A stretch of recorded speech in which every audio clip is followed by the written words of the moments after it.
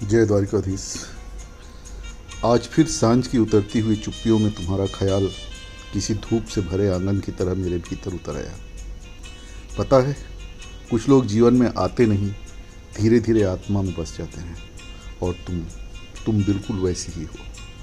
तुम्हें याद करना किसी प्रार्थना जैसा लगता है, जिसमें शब्द कम पड़ जाते हैं और एहसास घुटनों के बल बैठ जाते हैं। कभी कभी सोचता हूँ, आखिर तुम्हारे भीतर ऐसा क्या है जो हर बार मुझे दुनिया की भीड़ से खींचकर तुम्हारी ओर ले जाता है। शायद तुम्हारी वह मासूम मुस्कान जो किसी नदी के किनारे पहली सुबह जैसी लगती है। शायद तुम्हारी आंखों की वह नमी जिसमें जाने कितने मौसम चुपचाप सिर रख कर सो गए होंगे। या शायद तुम्हारा होना ही इतना सुंदर है कि मन तुम्हारे इर्द गिर्द ही ठहरना सीख गया है, तुम्हारे साथ रहना सीख गया है, तुम्हारे साथ जीना सीख गया है।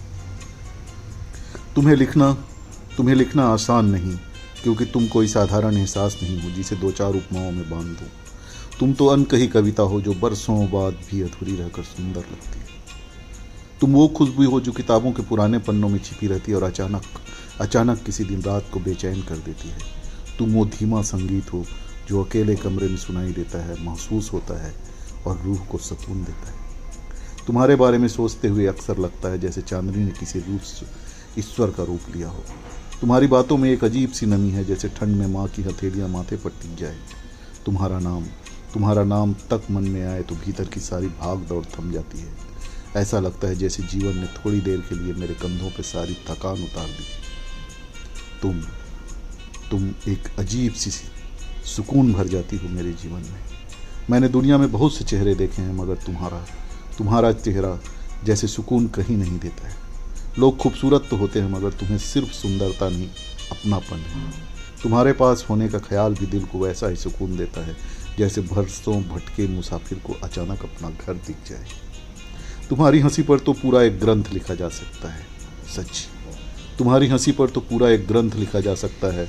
वो हंसी नहीं, किसी पहाड़ी झरने की पारदर्शी ध्वनि लगती है, जिसमें छल नहीं, शोर नहीं, बस एक निर्मल उजास है। और तुम चुप होती हो तब भी बहुत कुछ कहती हो।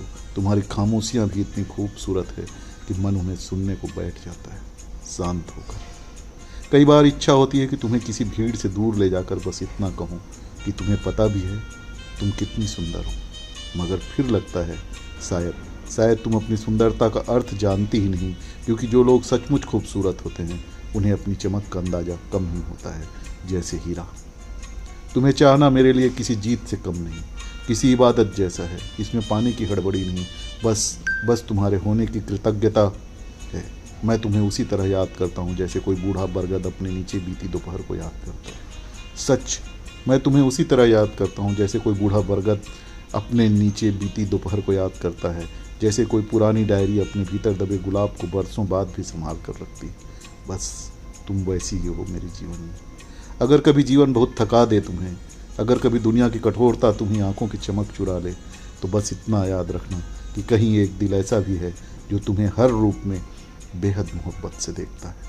तुम्हारी कमियां सहित, तुम्हारी चुप्पियों सहित, तुम्हारे टूटे दिनों सहित, तुम्हारी पुरानी यादों सहित। तुम्हारे लिए मेरे भीतर जो स्नेह है वो किसी मौसम का मोहताज नहीं। वो वैसा ही है जैसे आकाश का नीला रहना, समुद्र का गहरा हो जाना, जैसे रात का चांद को ढूंढना।